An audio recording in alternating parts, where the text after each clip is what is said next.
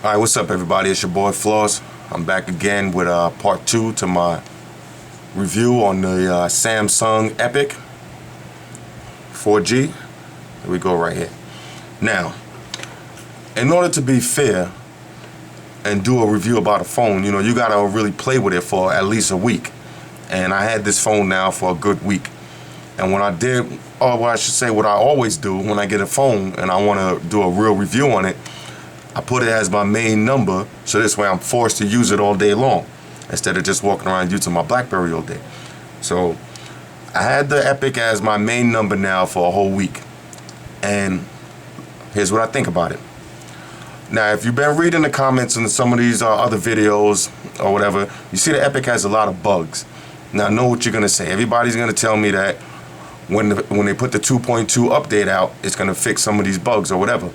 That's fine, but the question is when. As of right now, there's a lot of bugs. And let's go through some of them.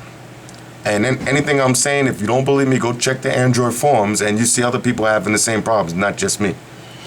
All right, first off, let's talk about the power button. Now, I know what you're saying. It's not a big deal because the power button's on the side instead of the top. Yeah, that's what you think. It's not a big deal until you use the phone for a week. Trust me, it's a big deal. It's annoying. I don't know what made them put the power button on the side, but it's very annoying because it's right adjacent to where they have the volume toggle. So that's not a good look. I'm not feeling that. All right. And like I said before, I'm not feeling the fact that they put the USB port on the top. I'm not feeling that. All right. When you put the phone in your car or trust me, there's a lot of situations where you're going to see that you're not digging that USB port on the top. Fine, that's small issues, whatever, just like anything else, you just take a minute to get used to. But here's some other stuff, though, that I found after using the phone for a week. The back button on the hardware key is very unresponsive. It works on and off. You have to press it 2 or 3 times a lot of times. Check the forums for yourself because you see a lot of people having the same problem. A lot of people's back button just stopped working altogether. But with mine, it works, but you go into an application, a lot of times you'll press it and it works, but a lot of times you press it and you get nothing.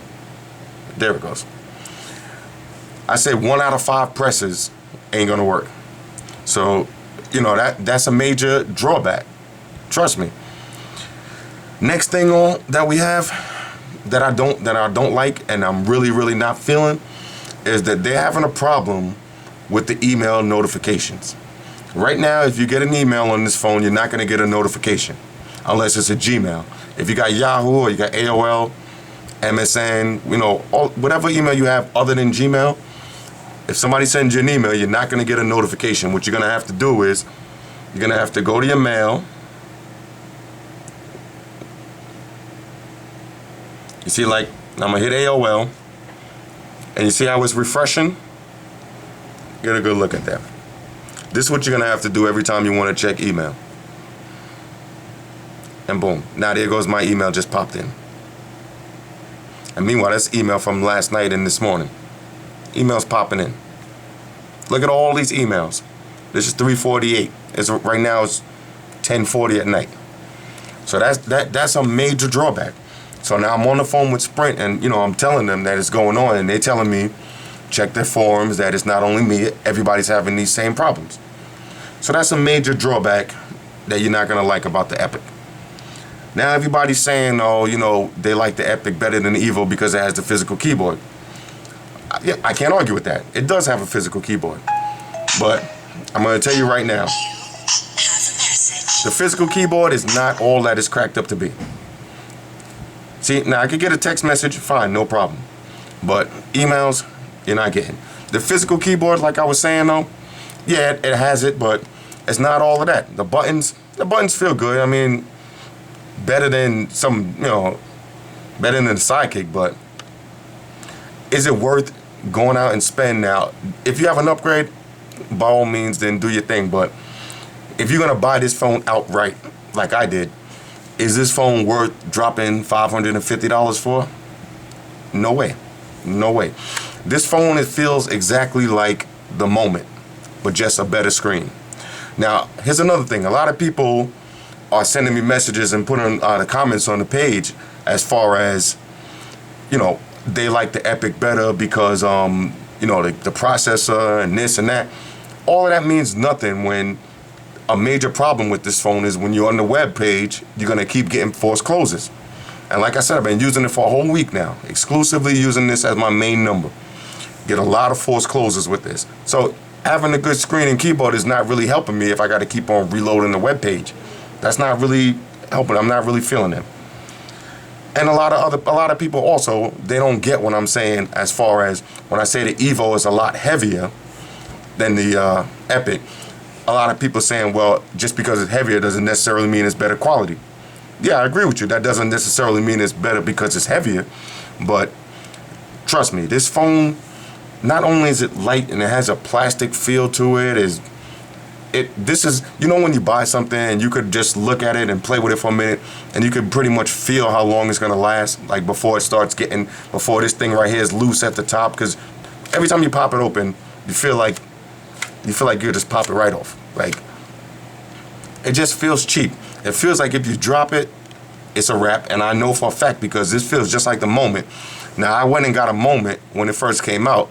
I didn't even do a review on it because I hated it that much that I didn't even feel like taking the time out to bash it. That's what I should have done. I should have bashed it, but I didn't want to take the time out. I just took it back to Sprint, got my money back. I put the phone in my side holster, and I sat in the car, and the phone popped out and fell on the floor. Now, we're not talking about falling down a flight of stairs or, falling out of a moving car window. This is just from the car seat to the ground. And the phone broke. Believe it or not. And this one is pretty much the same. I mean, it feels flimsy. Flimsy is the best word I could use to describe this. It feels like they just threw it together real quick. And if you never had a Touch Pro 2 or you never had an Evo or you never had a Palm Trio, a phone that's a good quality, then you might not know what I'm talking about. But when you have a heavy phone that's good and you feel solid and the keyboard feels like, you could go in on them and it's not going to mess up, then you know the difference what I'm talking about as far as the way this phone feels. And like I said, now, if they come out with the updates and they fix the email and they find some kind of fix to fix that haptic, back button, yeah, then the phone is good. But don't get me wrong, like I'm saying, I'm not bashing the phone because I'm not getting nothing out of this by bashing the phone. Because I didn't get this phone on an upgrade. Nobody gave it to me just to hold it and review it. I went out and bought it like everybody else. I went out and bought it. So if I would have thought it was crap, I wouldn't even bought it. So the phone is not crap. Don't get me wrong. The phone is not crap. But if you're gonna compare it to an Evo, you gotta make sure you use both of them. You gotta get your facts together. You can't just go in the Sprint store and pick up the Evo and go like this a few times and pick up this one and say, oh, I like this one as a keyboard. That's not how you try out a phone. You gotta take it home and use it for a good week.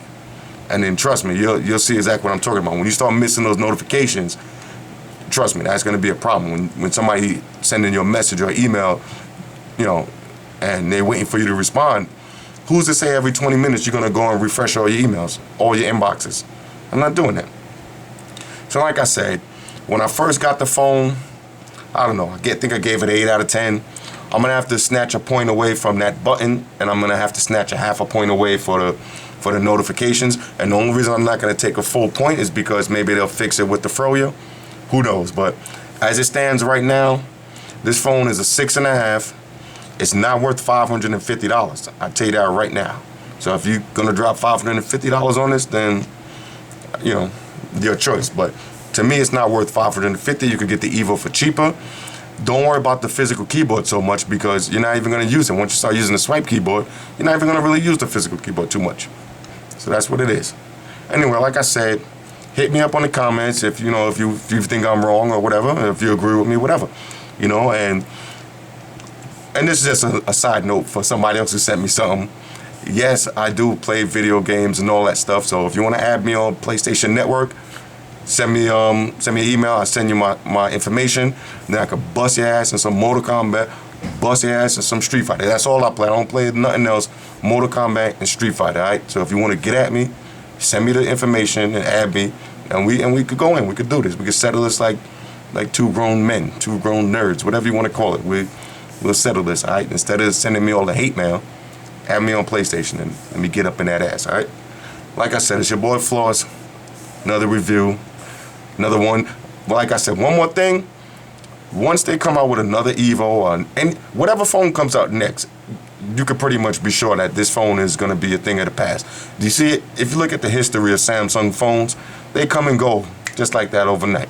So if you're going to spend, if you're not balling like that and you're not sure whether Evo or Epic, don't waste your $550 on this. You spend it on that Evo, all right? Trust me. And I'm out. Deuces.